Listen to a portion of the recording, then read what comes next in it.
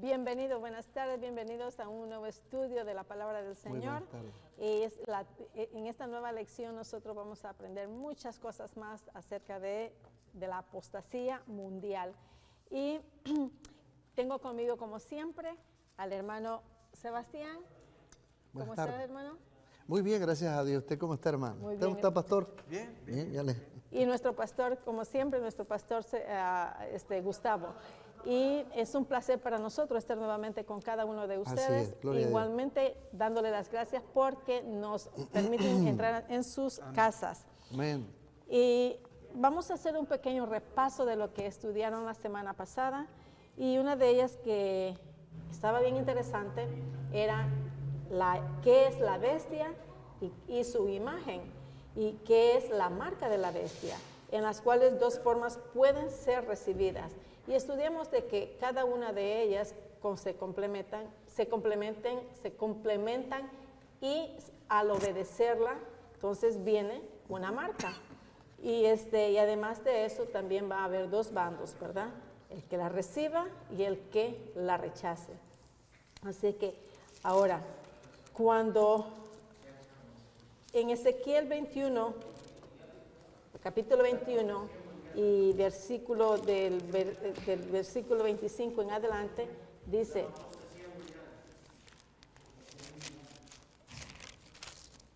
Ezequiel capítulo 21. Ezequiel capítulo 21, versículo 25 al 27, y dice: Y tú, profano e impío príncipe de Israel, cuyo día vino en el tiempo de la consumación de la maldad, así ha dicho el Señor Jehová: pon la tiara, o sea, la corona, quita la corona, esta no será más esta, al bajo, al aire, y al haré, y al alto abatiré. Del revés, la tornaré, y no será esta más, hasta que venga aquel cuyo es el derecho, y se la entregue. Pastor, ¿qué nos puede hablar usted acerca de estos tres versículos? En el texto que estamos estudiando, vamos a ver más textos todavía de Ezequiel 21, se nos trae un punto que es la terminación de la teocracia, gobierno de parte de Dios que se manifestaba en Israel. Recordemos, teocracia es un compuesto de dos palabras griegas: cracia es poder, teo es Dios, entonces el poder en las manos de Dios, mientras que democracia, cracia es poder, pero el demo es el pueblo, el poder está en manos del pueblo, a través de sus representantes. Y esta teocracia de Dios o gobierno de Dios en Israel iba a terminarse. Pero he aquí que lo que trae el versículo, vamos a leer un poquito más, se acaba la teocracia, pero va a surgir un nuevo gobierno, pero esta vez humano, que querrá hacerlo o imitarlo a la teocracia de Dios, hacerlo al modo de Dios, pero sin embargo tendrá sus puntos débiles que tienen que ser denunciados. Yo voy a invitar a que miremos también en Ezequiel 21 unos versículos previos de cómo iba a terminar esta teocracia de Dios en Israel por mano de Nabucodonosor. Esto aparece desde el versículo 21. Bonito lo que dice acá de cómo el rey de Babilonia, el enemigo de Israel, antes de la gran destrucción del 586 a.C., se ha detenido en una encrucijada, al principio de dos caminos para usar de adivinación. Ha sacudido las saetas, consultó a sus ídolos, miró el hígado. Eran las formas de adivinación que estos babilonios tenían para consultar a sus dioses de cómo recibir orientación para atacar a un pueblo enemigo. Es lo que está haciendo Nabucodonosor. La adivinación señaló a su mano derecha sobre Jerusalén. Este es el objetivo a destruir ahora. Para dar la orden de ataque, para dar comienzo a la matanza, para levantar la voz en grito de guerra, para poner arietes contra las puertas, para levantar vallados y edificar torres de sitio contra Israel otra vez, o Jerusalén. Mas para ellos esto será como adivinación mentirosa, ya que les ha hecho solemnes juramentos. Ellos se refiere al pueblo de Dios. Ellos están mirando, enterándose de que están practicando adivinación, pero entienden, eso es pura mentira, ya que hay un juramento de por medio, pero juramento que se ha violado. Pero él trae a la memoria la maldad de ellos para apresarlos. Nabucodonosor recuerda las maldades que hicieron y entonces Dios se acuerda de las propias, que es lo que leemos ahora. y el castigo de Dios para terminar con esta teocracia y dar inicio a una nueva teocracia falsa, que es el tema que hoy queremos hablar, que concluye en una apostasía mundial. Por eso arrancamos con estos textos, la verdadera teocracia que termina porque Dios trae a luz pecados que hacen que no pueda continuar más una verdadera teocracia, mientras que esta segunda falsa teocracia va a construirse, pero habiendo pecado de por medio a la gente no le va a importar. Miremos versículo 24, ahora Dios entra en escena. Por tanto, así ha dicho Jehová el Señor, por cuanto habéis hecho traer a la memoria vuestras maldades a los israelitas, manifestando vuestras traiciones y descubriendo vuestros pecados en todas vuestras obras, por cuanto habéis venido en memoria, seréis entregados en la mano de Nabucodonosor. Y tú, profano e impío príncipe de Israel, esto es Sedequías, que fue el último rey de Jerusalén, cuyo día ha llegado ya el tiempo de la consumación de la maldad, así ha dicho Jehová el Señor. Depón la tiara. Entonces, ahí estamos mirando los textos. Se termina esta teocracia de Dios para querer instaurarse una, y esta es la que vamos a denunciar. Un gobierno como que supuestamente está aprobado por Dios. Depón la tiara, quita la corona, esto no será más así. Sea exaltado lo bajo y humillado lo alto. Arruina, arruina, arruina, lo reduciré. Y esto no será más hasta que venga aquel cuyo es el derecho. ¿Quién es? Cristo. Y yo se lo entregaré al Mesías. Ahí, entonces, una profecía en que vendrá una verdadera teocracia. Se recuperará aquel gobierno de Dios por medio de Cristo. Pero en el medio hay un engaño. Ese es el tema que hoy queremos traer, apostasía mundial. Hermano Sebastián, las primeras iglesias hemos aprendido que tenía el verdadero evangelio y conforme fue pasando el tiempo, fue cambiando, fue evolucionando, por lo tanto llegó a la apostasía. Y ahora, ¿qué falsa teoría entró entonces en ella? Bien, mientras el pastor hablaba de la teocracia y todo, venía a mí un pensamiento de cómo cuando Dios dirigía al pueblo, de qué manera expresa la Biblia el valor, el derecho de cómo sentirse uno gobernado por un Dios que no miente, ¿no? Quiero antes contestarle a ella el capítulo 15 de Éxodo, versículo 13, dice: condujiste en tu misericordia a este pueblo, al cual salvaste, llevástelo con tu fortaleza a la habitación de tu santuario. En el 19, 5 al 6, dice lo siguiente,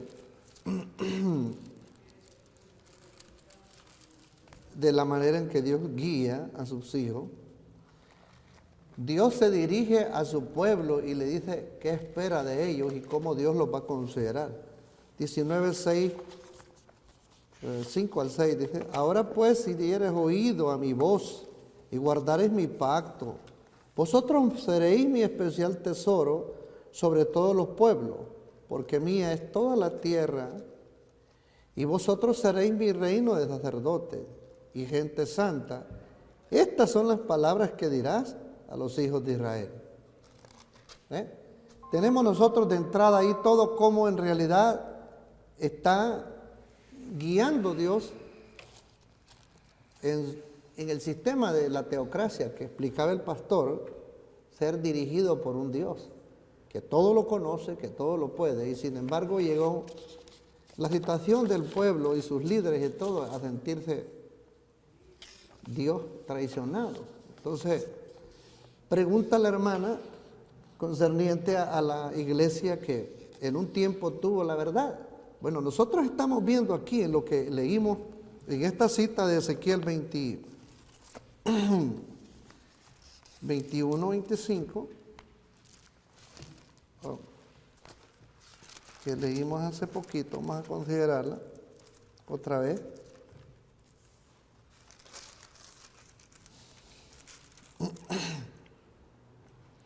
Y tú, profano e impío príncipe de Israel.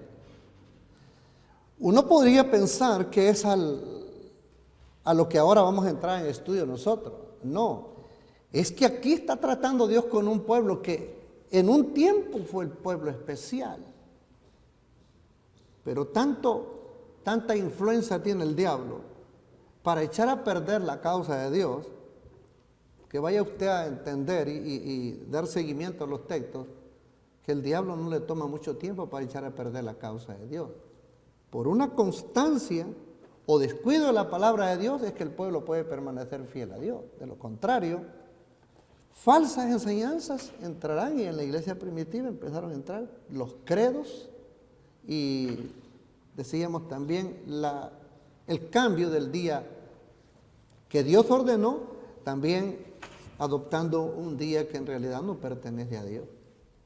Ahora, pastor, ¿qué fue lo que fue realizando esta nueva doctrina dentro de la iglesia?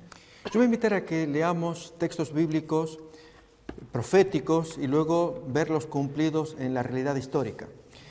Segunda de Tesalonicenses, capítulo 2. Tenemos una profecía que ya muchas veces la hemos mencionado, pero vamos a ver el desarrollo histórico también ahora, acerca de esta teoría teocrática que se ha ido desarrollando con el paso del tiempo hasta llegar a nuestros días, que dará paso a una apostasía mundial. Tenemos entonces Segunda de Tesalonicenses, capítulo 2, el gran dominio del anticristo. Desde el versículo 1 leemos así: con respecto a la venida de nuestro Señor Jesucristo y a nuestra reunión con Él, os rogamos, hermanos, que no os dejéis mover fácilmente de vuestro modo de pensar, ni por palabra ni por carta como si fuera nuestra, en el sentido de que el día del Señor está cerca. Nadie os engañe en ninguna manera, porque no vendrá a Cristo sin que antes venga la apostasía, el hijo de perdición, el cual se opone y se levanta sobre todo lo que se llama Dios o es objeto de culto, tanto que se sienta en el templo de Dios como Dios, haciéndose pasar por Dios. Ahora bien, ¿cómo se cumplió este hecho de este hijo de perdición que se hace pasar por Dios y que recibe la adoración de los hombres? Es a través de la teoría teocrática. ¿Qué es esto? Cuando Constantino, año 313, él había asumido ya el liderazgo del imperio en el 311, 2 años más tarde, él ordena la cesación de toda persecución del imperio romano contra los cristianos. Y entonces, momentos de algarabía, de alegría, de todo el mundo cristiano de ese tiempo, no habría más persecuciones. Pero aquí que el cambio que sería quizás más peligroso, más dañino para los creyentes que lo que hasta ese momento estaban sufriendo. ¿Y qué es? Que en lugar del azote, de la espada, del látigo, del cadalso, ahora venía un peor azote. Era el compromiso, la asociación con paganos mediante la unión de Estado e Iglesia y por medio de la teoría teocrática. ¿Qué es esto? Con el paso de los siglos se fue creando la idea de que el obispo de Roma tenía una superioridad natural sobre sus colegas, obispos, pastores de otras localidades. Acuérdense aquel gran evento del año 190 con Víctor I. Es un elemento para probar lo que estamos escuchando. Cuando este señor, obispo de Roma, ordenó la amputación de las iglesias cristianas del Asia porque no estaban guardando el domingo anual, lo que nosotros llamamos hoy Semana Santa o la Semana de la Pasión al año, porque en aquel tiempo se lo guardaban de dos maneras, o al modo judío, como hacían las iglesias del Asia, o al modo romano, que siempre se caía en domingo, ¿no? Y entonces el obispo Víctor I de Roma ordena que estas iglesias que no guardan esa práctica sean amputadas. Felizmente no ocurrió por la intercesión de varios líderes que se presentaron ante él para disuadirlo de semejante medida. Pero ahí muestra entonces el poderío que este hombre se arroga. Estamos hablando del año 190. Pasan las décadas y surgen más problemas donde el líder de Roma va a mostrar su peso, su liderazgo ante situaciones críticas que se iban produciendo por causa de la persecución, hasta que, venida la cesación de la persecución con Constantino, y el obispo de Roma es el que tiene un papel importante allí, Constantino pues invita a los pastores, año 325, al gran concilio de Nicea, para discutir asuntos eclesiásticos y de creencias también. Cuando ocurre esto, aquí viene algo interesante. Va surgiendo el pensamiento de que Constantino debe sumisión debe sometimiento al poder espiritual. Se comienza a hablar del concepto de poder temporal, la espada, o el poder espiritual, la cruz. ¿Y quién es el que va a ejercer el dominio uno sobre otro? Este fue el gran conflicto durante toda la Edad Media. Si era el emperador el que tendría el dominio o sería el papado el que tendría ese dominio, ya el temporal o el espiritual. Sucede que por el año 770 aproximadamente, ya más allá de la segunda mitad del siglo VIII, apareció un fraude que se llamó la donación de Constantino, que durante siglos prevaleció. Allí había un documento que constaba, era un fraude, supuestamente que el emperador Constantino le había dado al obispo de ese tiempo, Silvestre I, las tierras de Italia, lo que hoy conocemos como Estado Pontificio, y que era el lugar donde la residencia y que era intocable, un reino que allí tendría. Ustedes noten que con ese argumento durante siglos mantuvo siempre la distancia el obispo de Roma de la injerencia del emperador. Él tenía el dominio absoluto sobre todos los estados, excepto esta porción donde habitaba el Papa. Fraude que fue descubierto por Lorenzo Valla en el año 1440, un humanista que estudió el documento y mostró que era fraudulento. Pero con esto, ¿qué queremos decir? Que se usó como argumento. ¿De qué? De una teoría teocrática. Y quisiera que me permitan contar un poco el origen de este fenómeno.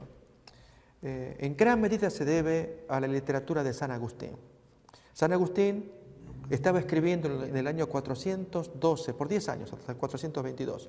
Su famosa obra, una de las últimas que él escribió, de la abundante literatura que él produjo, el libro La ciudad de Dios contra los paganos.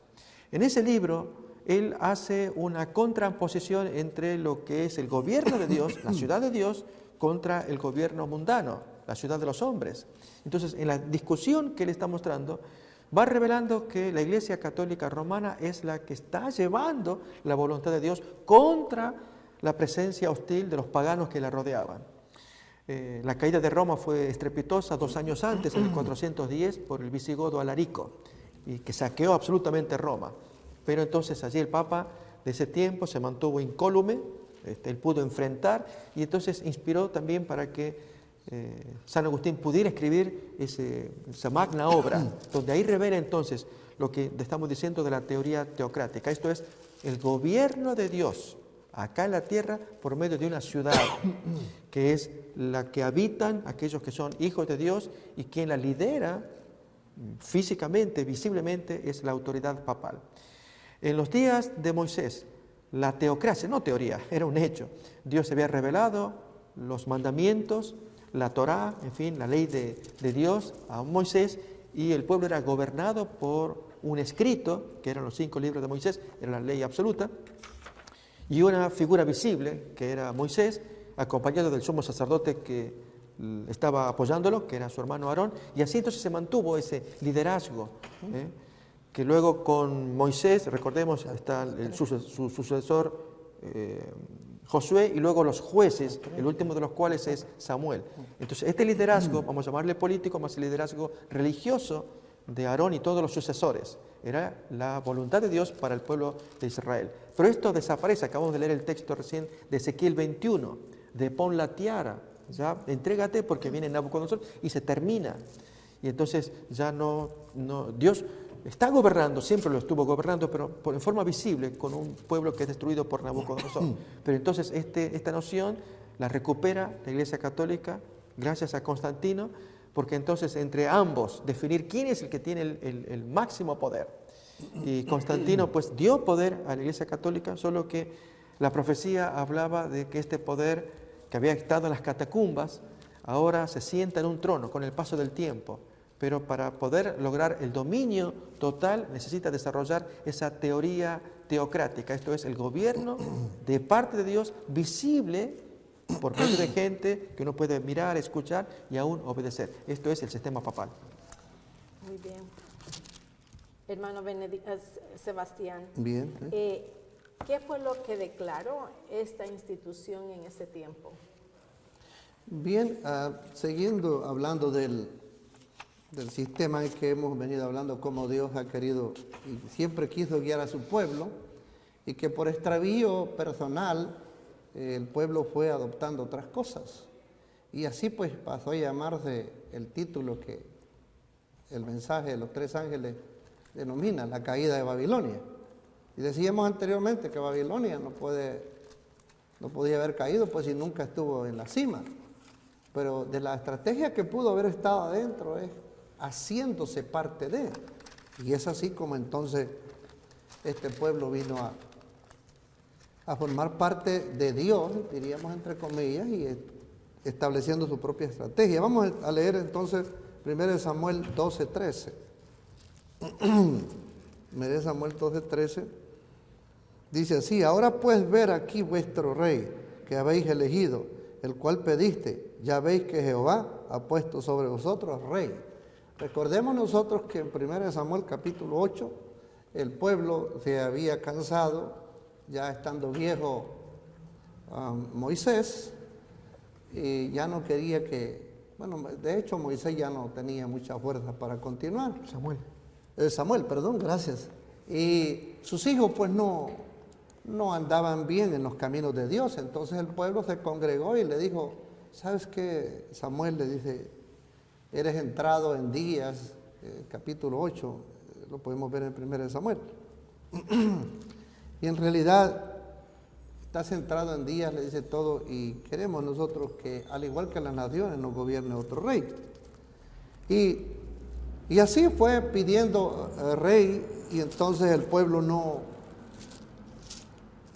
obtuvo lo que en sí esperaba creer ellos tener y todo, ¿no? Podemos nosotros mirar, por ejemplo, Salmo 45, versículos 7 al 8, dice así: amaste la justicia y aborreciste la maldad, por tanto te ungió Dios, el Dios tuyo, con óleo de gozo sobre tus compañeros. Mirra, aloe, casia, exhalando todos tus vestidos. En estancia de marfil te han recreado. El pueblo de Dios gozó de todos estos privilegios, pero en realidad, una vez que ya pasaron a tal situación, la situación que Dios gozó con su verdadero pueblo mientras estuvo fiel fue cambiando en otro tono. Y es así como se anunciaba que, según Isaías 9, versículos 5 al 6, esperaba que viniera, al deponer la tiara a este hombre y entrar, como decía el pastor, el asunto de que gobernara en este caso Nabucodonosor, llegaría el tiempo en que de la simiente de la iglesia pues, tendría que venir el Mesías, como dice Isaías 9, 5 y 6. Así que nosotros hemos sido, podríamos decir, traicionados por nuestros líderes a menudo que han estado frente a la causa, y por malas influencias del pueblo de Dios o por descuido de la palabra de Dios, no ser cuidadosos como los bereanos para comprobar una sí dice la palabra de Dios. Es como el diablo ha podido siempre ir postulándose en un pueblo depositario de la verdad. Ahora, pastor, ¿qué es lo que el profeta dice de los que predicen de este tiempo? Yo voy a invitar a que leamos la palabra de Dios en Isaías. Hay una muy hermosa profecía, pero el asunto es que hay gente que interpreta que esta profecía hay que hacerla cumplir. Es decir, ¿será que el hombre la puede llevar a cabo o es Dios el que quiere hacer cumplir esta profecía? Esto es el advenimiento del reino teocrático. Para ello abrimos Isaías capítulo 2, desde el versículo 3 en adelante. Dice: y vendrán muchos pueblos y dirán: venid, subamos al monte de Jehová, a la casa de Dios de Jacob, y nos enseñará sus caminos y caminaremos por sus sendas. Porque de Sión saldrá la ley y de Jerusalén palabra de Jehová. Y juzgará entre las naciones y reprenderá a muchos pueblos. Y volverán sus espadas en rejas de arado y sus lanzas en hoces. No alzará espada nación contra nación, ni se adiestrarán más para la guerra. Venid, oh casa de Jacob, y caminaremos a la luz de Jehová. Ciertamente tú has dejado tu pueblo, la casa de Jacob, porque están llenos de costumbres traídas del oriente, de agoreros como los filisteos, y pactan con hijos de extranjero. Hasta aquí nomás leemos cómo se invita a Jacob que ellos vengan a adorar a este nuevo sistema que estamos escuchando, pero que vamos a ir viendo a lo largo del desarrollo, habrá gente que querrá hacerlo cumplir, lo que estamos hablando de la teoría teocrática. Tengamos en cuenta este tema que se escuchó acerca de San Agustín y su libro, La ciudad de Dios. Allí él crea las bases, él las presenta, que en su argumento hay dos ciudades que están en pugna. Está la ciudad, la Nueva Jerusalén, él le llama así, y la ciudad de Roma, entiéndase por ciudad pagana. Y entonces la Nueva Jerusalén es aquella ciudad espiritual que tiene hijos espirituales que se mueven, bonitos conceptos, pero su punto es que él quiere hacerla cumplir, hacerla visible, y a diferencia de lo que Jesús enseñó, mi reino no es de este mundo, y Pedro no podía hacer con hechos violentos como el cuchillo, atacando a aquel siervo el criado del mayordomo, del sacerdote. Él no podía hacer cumplir el advenimiento del reino. Jesús mismo se lo dijo: ¿acaso ustedes no saben que tengo legiones de ángeles? En otras palabras, el hombre quiere hacer cumplir el advenimiento del reino, y esto es lo que vamos a mirar. Pero Dios pone bases, y recordemos que cómo cayó la teocracia es por aspecto espiritual, moral, ético, cuando ahí está enumerando los pecados que el pueblo cometía. En esta llamada nueva teocracia, que es la que se está levantando, o ecumenismo, con un gobierno visible que pueda gobernar. El asunto es, ¿hay alguna atención a la limpieza espiritual, interés en quitar los pecados? ¿O vamos a unirnos y tratar de sacarlo a flote, lo que se pueda de este mundo, no importando las cuestiones morales o creencias que incluso ofenden a Dios también? Entonces, la apostasía mundial va a venir como una reedición de querer levantar esta forma de gobierno divino mediante un elemento humano, un gobierno humano visible, al cual llamamos anticristo. Hermano Sebastián, cuando estas dos potestades, diría, como la política y la religión, se unen, entonces, ¿a quién pondrán ellos como Dios? Bien, la estrategia es bien cimentada, de hecho es muy malévola para poder obtener el plan diseñado desde un principio. Leo de 2 Tesalonicenses 2, versículo 3 y el 4, hablando ya de nuestro tiempo, ¿no? Ya Pablo lo vivía y lo presentía y advertía a la gente que se mantuvieran listos a la luz de la palabra de Dios, como dice el versículo 2. 2 Tesalonicenses capítulo 2, versículo 2 dice: que no os mováis fácilmente de vuestro sentimiento, ni os conturbéis ni por espíritu, ni por palabra, ni por carta como nuestra, como que el día del Señor esté cerca. Nosotros hemos analizado y mirado que los discípulos sintieron el gozo, el deseo de saber las cosas, cómo se tenían que dar justo en los días del Señor Jesús. Cuando salían del templo, ellos preguntaron al ver el enorme edificio y todo, y Jesús les dijo: ¿veis todo esto? Cierto os digo que no será piedra dejada sobre ella, que no sea destruida. Pero sin embargo ellos querían saber, o pensaban que la venida de Cristo estaba muy inmediata. Leo del versículo 3 de 2 Tesalonicenses 2: no se engañe nadie en ninguna manera, porque no vendrá sin que venga antes la apostasía. ¿Quién no vendrá? No vendrá Cristo a la tierra. Los discípulos sintieron el deseo de saber todas las señales. Pablo les explica cómo él sentía el filtramiento de la apostasía dentro de una iglesia que él pastoreaba. Y quiero leerles a ustedes, por ejemplo, el capítulo 17 y versículo 12 de San Juan. San Juan 17, versículo 12. Hablando de la vida de Jesús, que velaba por su pueblo, dice lo siguiente: cuando estaba con ellos en el mundo, yo lo guardaba en tu nombre. A los que me diste, yo lo guardé, ninguno de ellos se perdió, sino el hijo de perdición, para que la escritura se cumpliese. Cuando usted ve el nombre, el hijo de perdición, tiene una similitud con esta apostasía dentro de una iglesia que está cimentada? Bueno, Jesús en sus días pudo percibir la traición también.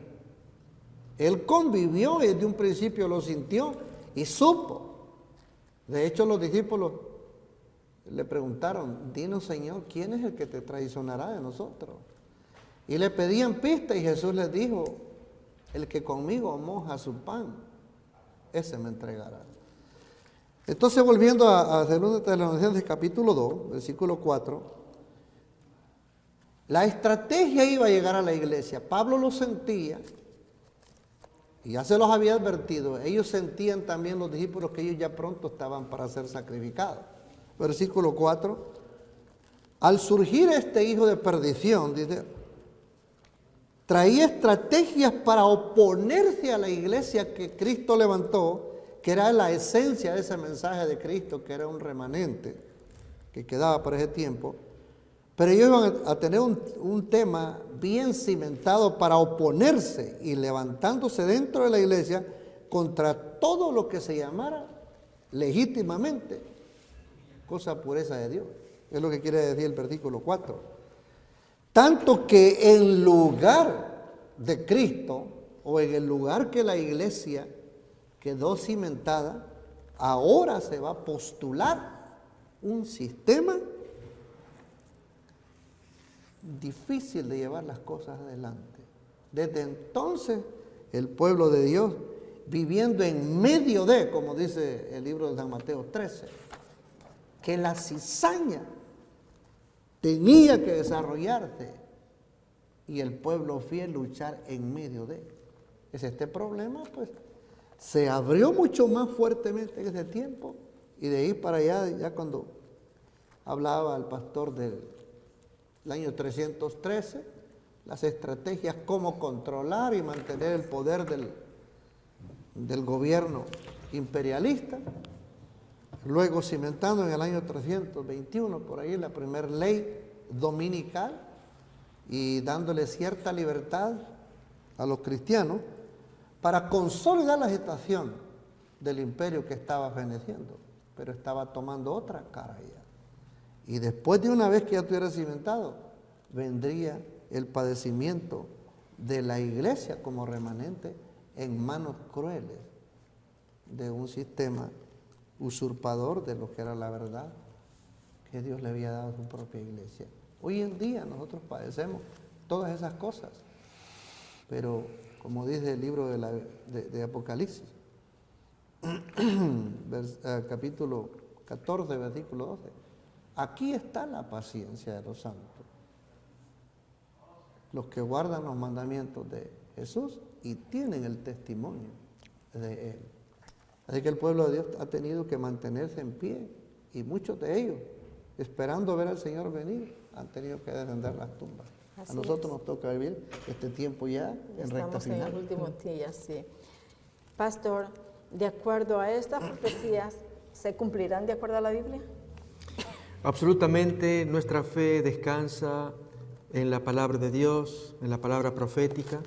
Ya lo había dicho así el apóstol Pedro. Quizás sería bueno repasar ese bonito texto que se encuentra en la segunda carta de Pedro, capítulo 1, cuando el argumento de Pedro es hacer que sus oyentes o sus lectores crean en el testimonio de que él estuvo conviviendo con Jesús en el monte de la transfiguración, y que él escuchó la voz de parte del Señor, voz santa que decía tal o cual cosa. Pero fíjense a continuación, versículo 19. Leemos el 18 para completar ese trasfondo. Segunda de Pedro 1:18. Y nosotros oímos esta voz enviada del cielo cuando estábamos con él en el monte santo, durante la transfiguración. 19 horas. Tenemos también, además de esa experiencia que está contando Pedro, tenemos también la palabra profética más segura, a la cual hacéis bien en estar atentos como a una antorcha que alumbra en lugar oscuro hasta que el día esclarezca y el lucero de la mañana salga en vuestros corazones. Entonces, así se nos dice que hacemos muy bien en tener la palabra profética, que es como una antorcha que va alumbrando. Por esta palabra profética estamos afirmando algunas cosas. Una de ellas es en cuanto a esta apostasía mundial que va a tomar cuerpo, y creemos que dentro de no mucho tiempo, pero las bases que se están formando, lo notamos en Apocalipsis 13, que es el capítulo por excelencia dedicado al anticristo. Entonces, Apocalipsis capítulo 13,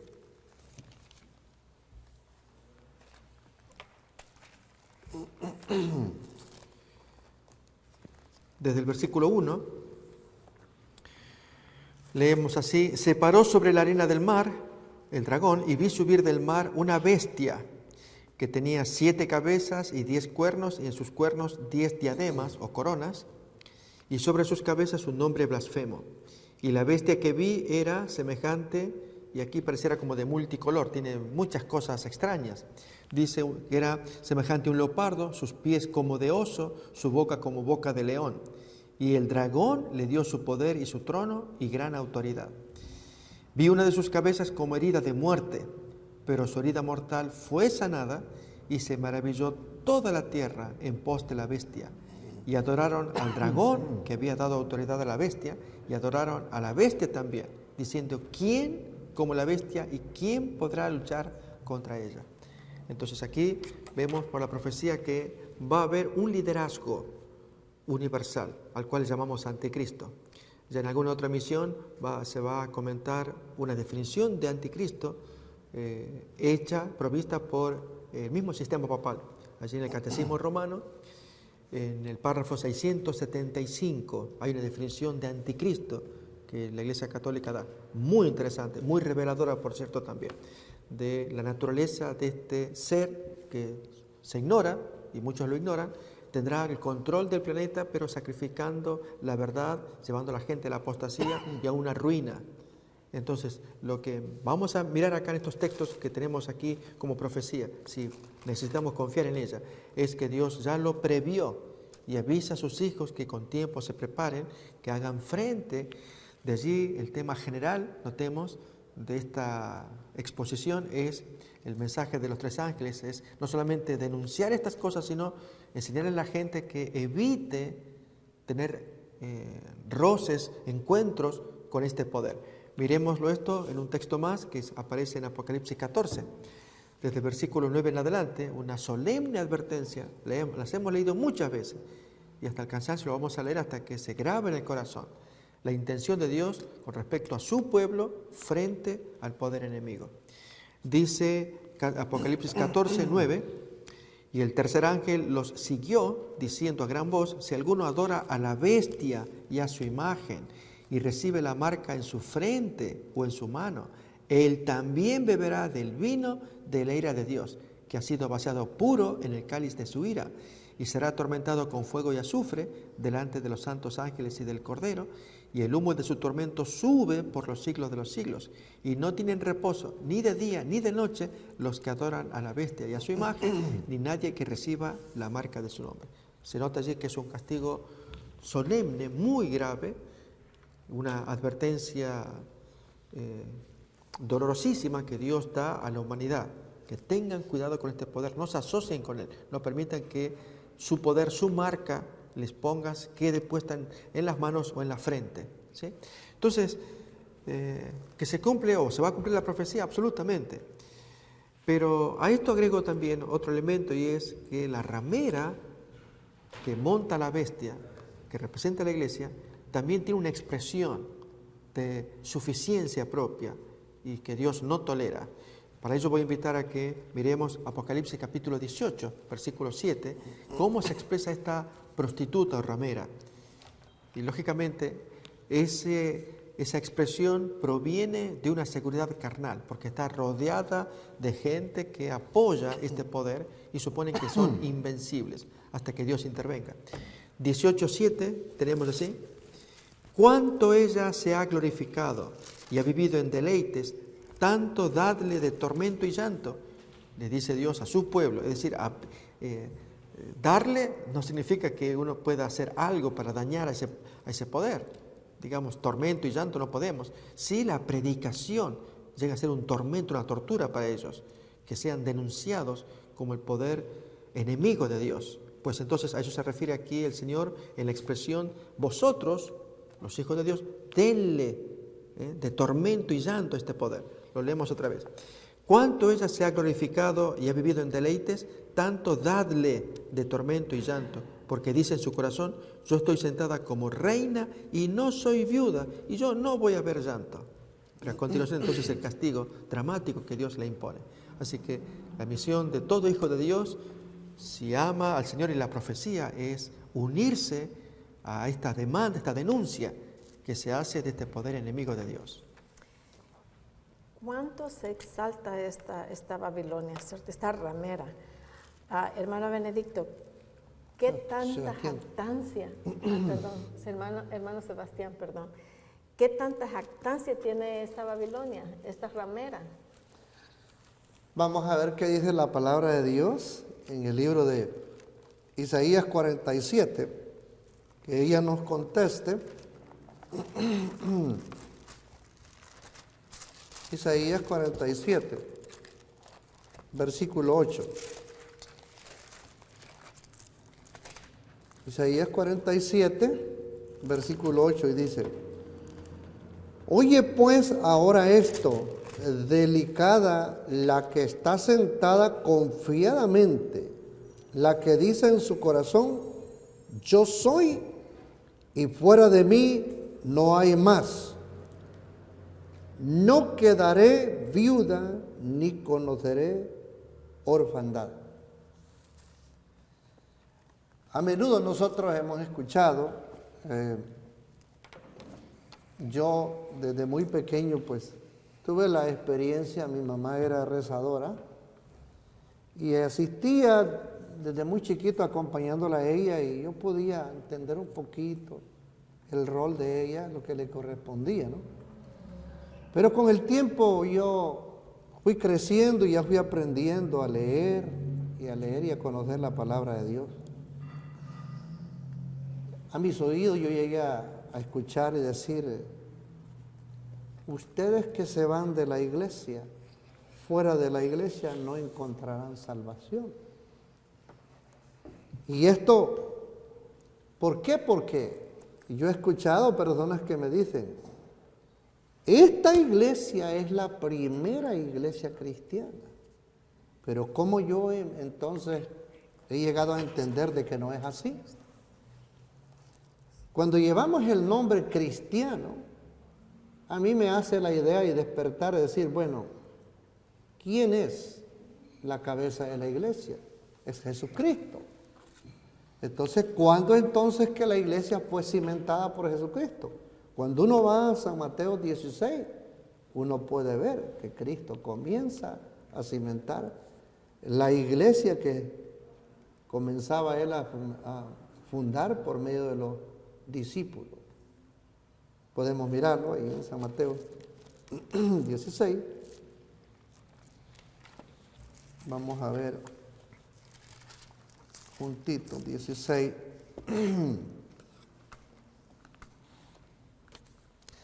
Versículo 13 en adelante Jesús les dice, y viniendo Jesús a las partes de Cesarea de Filipo, preguntó a sus discípulos diciendo, ¿quién dicen los hombres que es el Hijo del Hombre? Versículo 14, y ellos dijeron, uno Juan el Bautista, y otros Elías, y otros Jeremías, o alguno de los profetas. Y él les dice, ¿y vosotros quién decís que yo soy? Versículo 16, respondiendo Simón Pedro, dijo, tú eres el Cristo, el Hijo del Dios viviente. Entonces respondiendo Jesús le dijo, bienaventurado eres Simón, hijo de Jonás, porque no te lo reveló carne ni sangre, mas mi Padre que está en los cielos. Mas yo también te digo que tú eres Pedro, y sobre esta piedra edificaré mi iglesia, y las puertas del infierno no prevalecerán contra ella. Cristo Jesús, hablando con una humilde membresía, los llama y los empieza a él a entrenar para ser sus discípulos. Esta gente no tenía conocimiento de religión. Esto me hace entender a mí también que por el Espíritu Santo y por dedicación al estudio de la palabra de Dios, Así como en el pasado, Dios por medio de su Espíritu empoderó a estos discípulos y todos para que dieran el fuerte pregón en el día de Pentecostés y hubo una gran cosecha. Dios está preparando al remanente que ha venido quedando desde el día en que perdió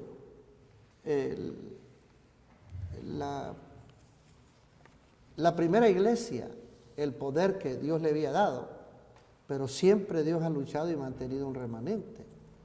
Hoy Dios está preparando a este remanente para que a su debido tiempo, más adelantito vamos a ver cómo es que va a surgir una gran potencia de parte de Dios para que la tierra termine de ser alumbrada con la predicación del Evangelio, según lo muestra Apocalipsis, bajo la dirección de un cuarto ángel que está simbolizado en la iglesia que esté viva en esos días.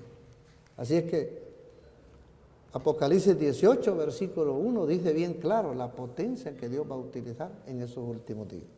Pastor, ¿cómo es que esta institución ha sido engañada y ha estado engañando? Hay una profecía del Antiguo Testamento en el libro de Isaías, capítulo 47, que luego se plasma en Apocalipsis. Sería bueno pues mirarla en Isaías, una profecía dedicada contra Babilonia, pero la Babilonia de aquellos tiempos, lo que llamamos nosotros la Babilonia literal. Hoy tenemos la Babilonia mística en Apocalipsis. Pues vamos entonces a Isaías capítulo 47, ahí nos describe, ya leímos un texto, pero vamos a avanzar leyendo más textos. Allí en el versículo 1 está diciendo que la profecía va dirigida a Babilonia, Babilonia literal, la que gobernaba Nabucodonosor. Versículo 1, desciende y siéntate en el polvo, virgen hija de Babilonia, siéntate en la tierra sin trono, hija de los caldeos, porque nunca más te llamarán tierna y delicada. Así que la profecía está dedicada a esta gente. Pero aquí que en el versículo 8 que se leyó, vamos a repasarlo en adelante, se ve entonces un cuadro más completo del castigo que Dios tiene contra esta gente. Si leemos desde el 8, oye pues ahora esto, mujer voluptuosa, tú que estás sentada confiadamente, tú que dices en tu corazón, yo soy y fuera de mí no hay más, no quedaré viuda ni conoceré orfandad. Miremos la expresión que utiliza yo soy, y es compitiendo con el nombre de Jehová. Jehová es el gran yo soy, pero ella es la que se dice a sí misma yo soy, porque ella entiende que no necesita de Dios. 9. Estas dos cosas te vendrán de repente en el mismo día, orfandad y viudez. Es decir, ya no tendrás más marido ni hijos. Orfandad te viene y viudez, que eran quienes la sostenían. En toda su fuerza vendrán sobre ti, a pesar de la multitud de tus hechizos y de tus muchos encantamientos. Porque te confiaste en tu maldad, diciendo, nadie me ve. Tu sabiduría y tu misma ciencia te engañaron y dijiste en tu corazón, yo y nadie más. Vendrá pues sobre ti mal cuyo nacimiento no sabrás, caerá sobre ti quebrantamiento el cual no podrás remediar y destrucción que no sepas vendrá de repente sobre ti. Entonces, ahí estamos mirando cómo de parte de Dios iba a enviar un castigo final contra aquella Babilonia literal. De aquí los textos se extraen para hablar similarmente de un castigo a la Babilonia mística. Y para ello ver la adoración que este poder tiene, el seguimiento que tiene y el posterior castigo. Vamos entonces a verlo en Apocalipsis. Invito pues que miremos esto. Primeramente, ¿cuánta gente es engañada por este poder? Capítulo 14, texto que ya hemos leído, pero estamos reafirmando lo que se escucha. Capítulo 14, capítulo 13 de Apocalipsis. Cuando dice en el versículo 3, vi una de sus cabezas como herida de muerte, pero su herida mortal fue sanada y se maravilló toda la tierra y en pos de la bestia, y adoraron al dragón que había dado autoridad a la bestia, y adoraron también a la bestia, diciendo, ¿quién como la bestia? Nadie puede luchar contra ella. Pero miremos el versículo 8, tristemente todo el planeta, excepto lo que llamamos el remanente, los poquitos que quedan, eso significa la palabra remanente, son excluidos de una lista grave de parte de Dios. Toda esa gente tiene que ser castigada. Muy, muy dramático, porque no aceptan el consejo de Dios. Esto lo leemos en el versículo 8, 13:8. Y le adoraron todos los moradores de la tierra cuyos nombres no estaban escritos en el libro de la vida del Cordero que fue inmolado desde el principio del mundo. Toda esa gente que no están escritos en el libro de la vida y en consecuencia tienen que ser eliminados, están participando de la adoración de ese poder. Está revelado. Entonces, ¿quién le hace frente al poder? ¿Quién lo denuncia? Esa es la gran comisión que tienen los creyentes de dar un paso adelante para que la gente sepa acerca de las andanzas de este poder. Hermano Benedicto, así en pocas Sebastián, palabras, Sebastián. perdón, hermano Sebastián, ¿cómo me equivoco? En unos 5 minutitos o 4, ¿cuántas personas son engañadas por este poder religioso? De hecho, el pastor lo confirmó. Este poder o esta denominación tiene poder y cubre el mundo entero. Y eso quiere decir que su influencia es grande.